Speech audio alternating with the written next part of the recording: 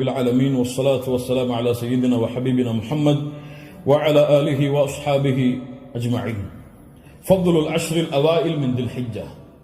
ذو الحج மாதத்துடைய முதல் 10 நாட்களின் சிறப்புகள். கண்ணியத்துக்குரியவர்களே, அல்லாஹ் ரப்புல் ஆலமீன் இந்த சமூகத்திற்கு செய்த மிகப்பெரிய அருள் என்னவென்றால், அல்லாஹ் ரப்புல் ஆலமீன் நன்மையான மாதங்களையும் நன்மையான நாட்களையும் நன்மைகளை அதிகப்படுத்தி தரக்கூடிய விஷயங்களையும் தீமைகளை அழிக்கக்கூடிய காரியங்களையும் அல்லாஹ் இந்த சமூகத்துடைய வாழ்நாளை அல்லாஹ் சுருக்கி இருந்தாலும் அந்த வாழ்நாளுக்குள் அல்லாஹ் அதிகப்படுத்தி தருகின்றான். ரமதான் முடிந்தால் அடுத்த நன்மைகள், அந்த மாதம் முடிந்தால் அடுத்த நன்மைகள் என்று அல்லாஹ் ரப்புல் ஆலமீன் ஒவ்வொரு மாதமும் சில நாட்களை அல்லாஹ் கணக்கிட்டு அந்த நாட்களில் அல்லாஹ் ரப்புல் ஆலமீன் அருள் செய்து மூமின்களுடைய ஈடேற்றத்திற்கு அல்லாஹ் ரப்புல் ஆலமீன் உதவி செய்கின்றான். கண்ணியத்துக்குரியவர்களே, அந்த அடிப்படையில் ரமதானுடைய மாதத்திற்கு பிறகு அல்லாஹ்விடத்திலே மிக கண்ணியமான, அல்லாஹ்விடத்திலே மிக சிறப்பு பெற்ற நாட்களை இன்ஷா அல்லாஹ் நாம் அடையப் போகின்றோம். அந்த நாட்கள் தான் துல்ஹஜ் மாதத்துடைய முதல் 10 நாட்கள். அல்லாஹ் ரப்புல் ஆலமீன் அவனுடைய புத்தகம் அல் குர்ஆனிலே சூரா ஹஜ்ஜுடைய 28வது வசனத்திலே ஹஜ்ஜை பற்றி இப்ராஹிம் அலைஹிஸ்ஸலாம் அவர்களை அறிவிக்க சொல்லுகின்றான். அப்போது அல்லாஹ் ரப்புல் ஆலமீன் ஹஜ்ஜுக்கு வருபவர்கள் செய்யக்கூடிய காரியத்தை பற்றி சொல்லும் பொழுது கணக்கிடப்பட்ட அந்த நாட்களில் அவர்கள் அல்லாஹ்வை புகழ்வார்கள். இமாம் இப்னு அப்பாஸ் ரலியல்லாஹு அன்ஹுமா கணக்கிடப்பட்ட நாட்களில் அல்லாஹ்வை புகழ்வார்கள் என்று அல்லாஹ் கூறுகிறானே, அந்த கணக்கிடப்பட்ட நாட்கள் எதுவென்றால் ஐயாமுல் அஷ்ர் அல்-அவாயில் மின் தில் ஹிஜ்ஜா, துல்ஹஜ் மாதத்துடைய முதல் 10 நாளைத்தான் அல்லாஹ் இங்கே குறிப்பிடுகிறான் என்று இப்னு அப்பாஸ் ரலியல்லாஹு அன்ஹுமா அவர்கள் சொன்னார்கள். அல்லாஹ் ரப்புல் ஆலமீன் சூரத்துல் ஃபஜ்ரை ஆரம்பம் செய்கிறார். வல் ஃபஜ்ர் வலயாலின் அஷ்ர். அந்த 10 நாட்கள் என்று அல்லாஹ் ரப்புல் ஆலமீன் சத்தியம் செய்கிறானே, அது என்னவென்று முஃபஸ்ஸிர்கள் எல்லோரும் விளக்கம் சொல்லும் பொழுது அந்த நாள் துல்ஹஜ் மாதத்துடைய முதல் 10 நாள் என்று பெரும்பான்மையான அறிஞர்கள் விளக்கம் சொல்கிறார்கள். இந்த துல்ஹஜ் மாதத்துடைய முதல் 10 நாளுடைய சிறப்பை புரிவதற்கு அல்லாஹ்வுடைய தூதருடைய இந்த ஒரு ஹதீஸை அறிந்தாலே போதும், எமக்கு அது போதுமானது. புகாரி ரஹிமஹுல்லாஹ், அபூ தாவூத், திர்மிதி போன்ற கிரந்தங்கள் எல்லாம் பதிவு செய்யப்படுகிறது. இப்னு அப்பாஸ் ரலியல்லாஹு அன்ஹு அவர்கள் கூறுவதாக, அல்லாஹ்வுடைய தூதர் ஸல்லல்லாஹு அலைஹி வஸல்லம் சொன்னார்கள், மா மின் அய்யாமின் அல் அமலு ஸாலிஹு ஃபீஹா அஹப்பு இலல்லாஹ் மின் ஹாதிஹில் அய்யாம், யானி அய்யாமுல் அஷ்ர். அல்லாஹு அக்பர். அல்லாஹ்விடத்திலே நல்ல அமல்கள் செய்வதற்கு மிக விருப்பமான நாட்கள் இந்த ஐயாமுல் அஷ்ர், துல்ஹஜ் மாதத்துடைய முதல் 10 நாட்களை போன்று வேறு எந்த நாளும் கிடையாது. ரமதானுடைய இறுதி இரவுகள் அல்லாஹ்விடத்திலே மிக உயர்ந்தது. அல்லாஹ்விடத்திலே மிக உயர்ந்த 10 நாட்கள் துல்ஹஜ் மாதத்துடைய 10 நாட்கள் தான். ரமதானுடைய இறுதி 10 இரவுகள் அல்லாஹ்விடத்திலே மிக உயர்ந்த அந்தஸ்துடையது. அதைவிட ரமதானுடைய மாதத்திற்கு பிறகு துல்ஹஜ் மாதத்துடைய முதல் 10 நாட்கள் அல்லாஹ்விடத்திலே மிக உயர்ந்தது. இந்த ஹதீஸை சொன்னவுடன் சஹாபாக்கள் கேட்டார்கள், வலல் ஜிஹாது ஃபீ சபீலில்லாஹ், அல்லாஹ்வுடைய பாதையில் போராடுவதை விடவும் இந்த நாளிலே செய்யக்கூடிய அமல்கள் மிக உயர்ந்ததா? அல்லாஹ்வுடைய தூதர் ஸல்லல்லாஹு அலைஹி வஸல்லம் சொன்னார்கள், ஆம், வலல் ஜிஹாது ஃபீ சபீலில்லாஹ், அல்லாஹ்வுடைய பாதையில் போராடுவதை விடவும் இந்த நாளுடைய சிறப்பு மிக உயர்ந்தது. ஆனால் இல்லா ரஜுலுன் خرج بنفسه وماله فلم يرجع من ذلك بشيء, 2 அமல்களை தவிர அல்லாஹ்வுடைய பாதையில் ஒருவன் போராடுகிறான், அந்த போராட்டத்தில் தன்னுடைய செல்வம் அனைத்தையும் அழிக்கிறான், தன்னையும் அழித்துக் கொள்கிறான், இந்த 2 அமல்களை தவிர. இந்த 2 அமல்களுக்கு எதுவும் ஈடாகாது. இந்த 2ஐ தவிர மற்ற இருக்கக்கூடிய அனைத்து அமல்களை விடவும் இந்த துல்ஹஜ் மாதத்துடைய முதல் 10 செய்யக்கூடிய அமல்களுடைய அந்தஸ்து உயர்ந்தது என்று அல்லாஹ்வுடைய தூதர் முஹம்மது ரசூலுல்லாஹ் ஸல்லல்லாஹு அலைஹி வஸல்லம் சொன்னார்கள். ஏன் இமாம் ஹாஃபிஸ் இப்னு ஹஜர் அல் அஸ்கலானி ரஹிமஹுல்லாஹ் அவர்கள் சொன்னார்கள், ஏன் இந்த 10 நாட்கள் சிறந்தது? அல்லாஹ் ரப்புல் ஆலமீன் அமல்களுடைய தாய்களை எல்லாம் இந்த நாட்களில் வைத்திருக்கிறான். வேறு எந்த நாட்களிலும் செய்ய முடியாத அமல்களை அல்லாஹ் இந்த நாளிலே வைத்திருக்கிறான். ஏன்? இந்த நாளில், இந்த 10 நாட்களில் அல்லாஹ்வை தொழலாம், இந்த 10 நாட்களில் அல்லாஹ்விற்கு நோன்பு இருக்கலாம், இந்த 10 நாட்களில் சதகா செய்யலாம், இந்த 10 நாளில் அல்லாஹ்விற்கு அறுத்து பலியிடலாம், இந்த 10 நாளில் வேறு எந்த நாளிலும் செய்ய முடியாத ஹஜ்ஜை நிறைவேற்றலாம். எல்லா அமல்களும் ஒன்று சேரக்கூடிய நாட்களாக இந்த 10 நாட்கள் இருப்பதால் அல்லாஹ்விடத்திலே அல்லாஹ்வுடைய கணக்கீட்டுடைய நாட்களில் இந்த நாட்களை போன்ற அந்தஸ்துடைய நாட்கள் கிடையாது என்று இமாம் ஹாஃபிஸ் இப்னு ஹஜர் அஸ்கலானி ரஹிமஹுல்லாஹ் அவர்கள் சொன்னார்கள். இந்த நாட்களில் நோன்பு வைக்கலாமா? இதில் வரக்கூடிய 10 நாளில் 10வது நாள் நோன்பு வைப்பது ஹராம். ஏன்? ஈதுடைய நாள். இந்த 10வது நாளை தவிர வரக்கூடிய 9 நாளும் நோன்பு வைப்பது சுன்னாவா? முஸ்லிம் ரஹிமஹுல்லா இல்மை தேடக்கூடிய மாணவர்கள் என்பதால் இந்த விளக்கங்களை கொடுக்கிறேன். முஸ்லிம் ரஹிமஹுல்லா அவர்கள் சொன்னார்கள், ஆயிஷா ரலியல்லாஹு அன்ஹா அவர்கள் கூறுவதாக, மா ரஅய்து ரசூலுல்லாஹி ஸல்லல்லாஹு அலைஹி வஸல்லம் ஸாயிமன் ஃபில் அஷ்ர் கத்து. கொஞ்சம் குழப்பமா இருக்கும், புரிய முயற்சி. அல்லாஹ்வுடைய தூதர் துல்ஹஜ் மாதத்துடைய முதல் 10 நாட்களும் ஒருபோதும் நோன்பு வைத்ததில்லை. யாருடைய அறிவிப்பு? ஹஃப்ஸா ரலியல்லாஹு அன்ஹா யார்? அல்லாஹ்வுடைய தூதருடைய மனைவிதான். நஸை போன்ற கிரந்தங்களில் சஹீஹான அறிவிப்பாக பதிவு செய்யப்படுகிறது, லம் யத ரசூலுல்லாஹி ஸல்லல்லாஹு அலைஹி வஸல்லம் சியாம திஸ்இல் ஹிஜ்ஜா. அல்லாஹ்வுடைய தூதர் ஸல்லல்லாஹு அலைஹி வஸல்லம் துல்ஹஜ் மாதத்துடைய முதல் 9 நாளும் எப்போதும் நோன்பை விட்டதில்லை. ஒரு ஹதீஸ் என்ன சொல்கிறது? இப்ப இரண்டுக்கும் முரண்பாடு வருகிறது. இரண்டையும் மறுத்து விடலாமா? இப்போ உலமாக்கள் இரண்டையும் எப்படி சேர்த்து புரிவது என்பதை சொல்லுகிறார். இதான் ஃபஹ்மு ஃபில் இல்ம், இல்மை புரிந்து கொள்வதுடைய அடிப்படை. எப்படி இரண்டையும் சேர்த்து பார்ப்பது? ஆயிஷா ரலியல்லாஹு அன்ஹா என்ன சொல்கிறார்கள்? முதல் இரண்டு அடிப்படைகள் புரிவது. முதல் அடிப்படை, ஆயிஷா ரலியல்லாஹு அன்ஹா என்ன சொல்கிறார்கள்? அல்லாஹ்வுடைய தூதர் 10 நாளும் துல்ஹஜ் மாதத்திலே நோன்பு வைத்ததில்லை. ஏன் 10 நாளும் ஒருவரால் நோன்பு வைக்க முடியாது? ஏன்? 10வது நாளில் ஈத் வருகிறது. அதனால் அல்லாஹ்வுடைய தூதர் 10 நாளும் என்று சேர்த்து சொல்கிறார்களே தவிர முதல் 9 நோன்பு வைக்கவில்லை என்று ஆயிஷா ரலியல்லாஹு அன்ஹா சொல்லவில்லை. 10 நாளும் சேர்த்து நோன்பு வைக்கவில்லை என்று ஆயிஷா ரலியல்லாஹு அன்ஹா சொல்கிறார்கள் என்று புரிந்தால் இது சிறந்தது. அப்படியும் இல்லை என்றால் ஹதீஸ் கலையிலே ஒரு சட்டம் இருக்கிறது, கவுலுல் முஸ்பித் முகத்தமுன் அலா கவுலின் நஃபி.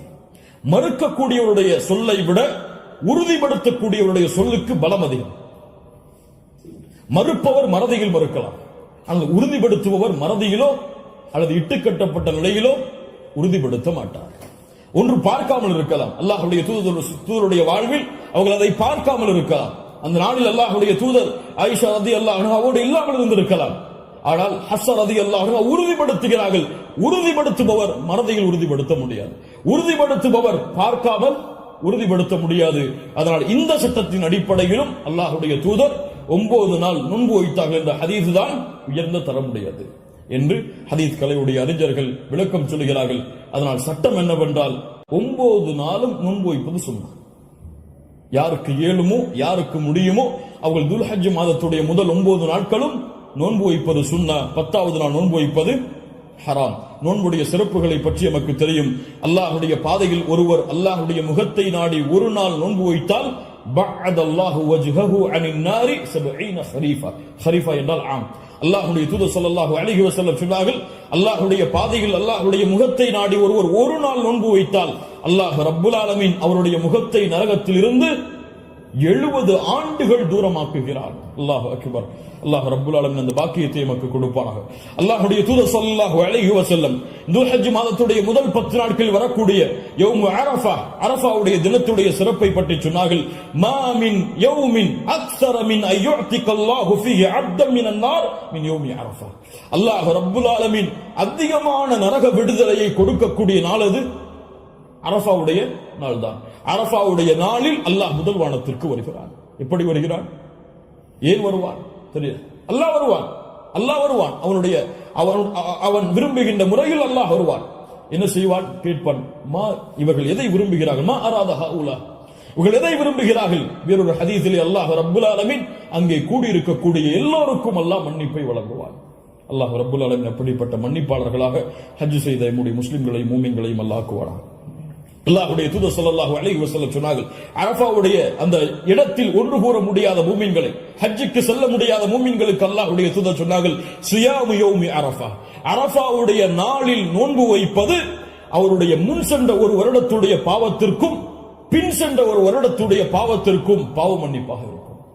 அல்லாஹ் அக்பர். முன் சென்ற வருடத்துடைய ஒரு வருட பாவம், பின் சென்ற வருடத்துடைய ஒரு வருட பாவத்திற்கு மன்னிப்பாக அமையும் என்று அல்லாஹ்வுடைய தூதர் ஸல்லல்லாஹு அலைஹி வஸல்லம் சொன்னார்கள். அல்லாஹ்வுடைய தூதர் ஸல்லல்லாஹு அலைஹி வஸல்லம் சொன்னார்கள், அஃதலுத் துஆ துஆஉ யௌமி அரஃபா. துஆக்களில் மிக சிறந்தது அரஃபாவுடைய தினத்தில் கேட்கப்படும் துஆவாகும்.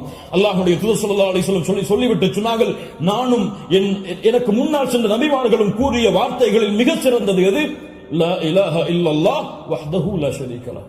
லா இலாஹ இல்லல்லாஹ் வஹ்தஹு லா ஷரீக லஹ். இதுதான் மிகச் சிறந்தது அரஃபாவுடைய தினத்தில் கேட்கப்படக்கூடிய துஆ. கண்ணியத்துக்குரியவர்களே, இந்த 10 நாட்களில் அதிகமான அமல் செய்யக்கூடிய மூமின்களாக இருப்போம். இந்த 10 நாளை எப்படி கண்ணியப்படுத்த வேண்டுமோ அந்த கண்ணியப்படுத்தினால் அல்லாஹ் ரப்புல் ஆலமீன் இந்த நாட்களுக்குரிய கூலியை எமக்கு கொடுப்பான். இறுதியாக சுருக்கமாக 5 நிமிஷம் உதுஹியாவுடைய ஒரு சிறிய சட்டத்தை மட்டும் கூறிவிட்டு இந்த 10 நாட்களில் அடங்கி இருக்கக்கூடிய இந்த உதுஹியா என்ற கடமையுடைய ஒரு சிறிய சட்டம் என்னவென்றால், அல்லாஹ் ரப்புல் ஆலமீன் உதுஹியா என்றால் அல்லாஹ்வுடைய பெயரை கொண்டு அல்லாஹ்வுடைய முகத்தை நாடி ஒட்டகத்தையோ மாட்டையோ ஆட்டையோ யௌமுன் நஹர் யௌமுல் ஈத் அன்று அல்லது அய்யாமுத் தஷ்ரீக் அதற்கு தொடர்ந்து வரக்கூடிய 11, 12, 13 இந்த நாட்களில் அல்லாஹ்வை நெருங்குவதற்காக இந்த 3 விலங்கினங்களையும் அறுத்து பலியிடுதல் தான் உதுஹியா. அல்லாஹ் ரப்புல் ஆலமீன் கூறுகிறான், இன்னா அத்தைனாக அல் கௌசர். அல்லாஹ் ரப்புல் ஆலமீன் நபியே கௌசர் என்ற தடாகத்தை உமக்கு வழங்குகிறான். அதனால் ஃபஸல்லி லிரப்பிக வன்ஹர், அல்லாஹ்வை தொழு, அல்லாஹ்விற்கு அறுத்து பலியிடுங்கள். வன்ஹர் வஸ்பா, அல்லாஹ்விற்கு அறுத்து பலியிடுங்கள் என்று அல்லாஹ் ரப்புல் ஆலமீன் கட்டளையிடுகிறான்.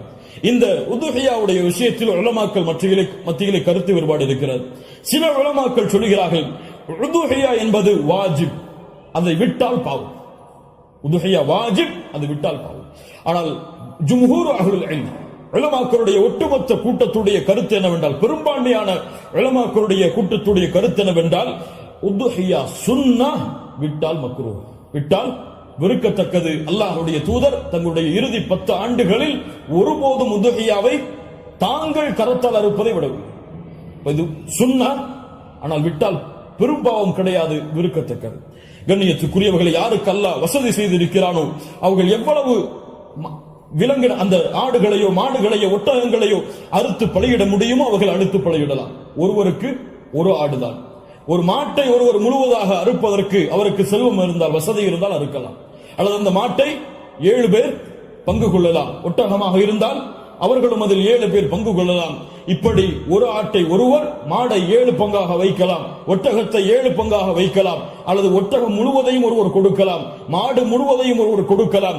2 ஆடுகள் 3 ஆடுகள் என்று ஏழைகளுடைய கஷ்டங்களை நீக்க அல்லாஹ்வுடைய முகத்தை நாடுபவர்கள் எவ்வளவு அல்லாஹ் அவர்களுக்கு செல்வத்தை விசாலப்படுத்தி இருக்கிறாரோ அவ்வளவு அவர்களும் விசாலப்படுத்தலாம். அந்த விலங்கினங்களுடைய சட்டம் என்ன? ஆடாக இருந்தால் 1 வருடம் பூர்த்தியாக இருக்க வேண்டும், 2வது வருடத்தில் நுழைந்திருக்க வேண்டும். மாடாக இருந்தால் 2 வருடங்கள் பூர்த்தியாக இருக்க வேண்டும், 3வது வருடத்தில் அது நுழைந்திருக்க வேண்டும்.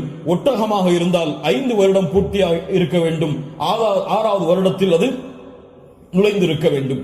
யாருக்கெல்லாம் ஒரு முழு குடும்பமாக ஒரே இடத்திலே ஒரே உணவை சாப்பிட்டு வசித்தால் அந்த முழு குடும்பத்திற்கும் ஒரு ஆடு போதுமானது, அல்லது முழு குடும்பத்திற்கும் ஒரு மாடு போதுமானது, அந்த முழு குடும்பத்திற்கும் ஒரு ஒட்டகம் போதுமானது.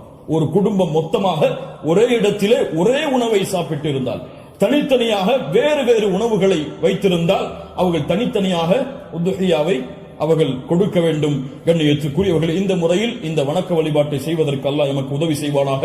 லை யனாலல்லாஹு லுஹூமுஹா வலா திமாஉஹா, இதனுடைய மாமிசங்களோ இரத்தங்களோ அல்லாஹ்வை சென்றடைவதல்ல. வலாக்கின் யனாலுஹு தக்வா மின்கும், உங்களுடைய உள்ளத்தில் இருக்கக்கூடிய தக்குவாதான் அல்லாஹ்விடத்தில் சென்றடைகிறது.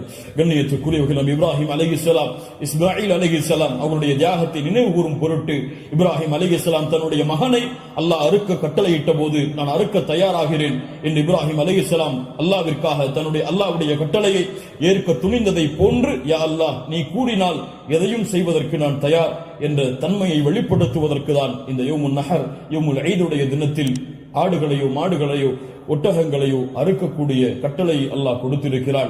இது ஒரு சடங்காகவோ சம்பிரதாயமாகவோ இல்லாமல் அல்லாஹ்விற்காக செய்யப்படக்கூடிய வணக்க வழிபாடாக எண்ணி இன்று நியத்து வையுங்கள். அல்லாஹ் எனக்கு கொடுத்த செல்வத்தின் அடிப்படையில் இன்ஷா அல்லாஹ் இதை நான் விசாலப்படுத்துவேன். என்னால் எவ்வளவு முடியுமோ அவ்வளவு அல்லாஹ்வுடைய பாதையில் அறுத்து பலியிட்டு ஏழைகளுக்கும் நானும் அதிலிருந்து உண்பேன். கண்ணியத்துக்குரியவர்களை, சிறந்தது என்னவென்றால் நாம் வாழக்கூடிய இடங்களில் அறுத்து பலியிடுதல் தான் சிறந்தது. நாம் வாழாத ஊர்களில் அறுத்து பலியிடுதல் சிறந்தது கிடையாது, உலமாக்களுடைய குர்ஆன் சுன்னாவுடைய ஆதாரங்களின் அடிப்படையில். அதனால் நாம் அறுத்து முழுவதுமாக நாம எடுத்துக்கொள்ளலாம், அல்லது ஏழைகளுக்கு முழுவதுமாக கொடுக்கலாம், உறவினர்களுக்கு முழுவதுமாக கொடுக்கலாம். இதில் ஹதீஸ் அடிப்படையில் தெளிவான ஆதாரங்கள் எவ்வளவு பங்குகளை வைக்க வேண்டும் என்பதற்கு கிடையாது. ஆனால் 3 பங்காக வைத்து கொடுக்கப்பட வேண்டும் என்பது ஹதீஸ் கலையிலே ஹதீஸிலிருந்து இஜ்திஹாத் அதை ஆய்வு செய்து முடிவெடுத்த உலமாக்கள் இப்னு கையிம் போன்றவர்கள் 3 பங்காக அதை வைத்து பங்கிட வேண்டும் என்று விளக்கம் சொல்கிறார்கள். இன்ஷா அல்லாஹ் அதுவும் சிறந்ததுதான். ஒரு பங்கு எமக்கு, இன்னொரு பங்கு உறவினர்களுக்கு, இன்னொரு பங்கு ஏழைகளுக்கும் கொடுத்து உதவலாம், அல்லது பங்குகள் முழுவதுமாக ஏழைகளுக்கும் கொடுக்கலாம், அதிலிருந்து நாமும் முழுவதுமாக சாப்பிடலாம். இதில் எந்த தவறும் கிடையாது. அல்லாஹ் ரப்புல் ஆலமீன் இன்னும் விளக்கங்கள் உங்களுக்கு தேவை இருந்தால் உலமாக்களை அணுகி அதை கேட்டுக்கொள்ளுங்கள். அல்லாஹ் ரப்புல் ஆலமீன் இந்த இறுதி 10 நாட்களை கண்ணியப்படுத்தக்கூடிய இந்த இறுதி 10 நாட்களில் அதிகமான அமல்களை செய்து அல்லாஹ்வுடைய பொருத்தத்தை பெறக்கூடிய நல்மக்களாக அல்லாஹ் ரப்புல் ஆலமீன் என்னையும் உங்களையும் ஆக்கி அருள் புரிவானாக. அஸ்ஸலாமு அலைக்கும் வரஹ்மத்துல்லாஹி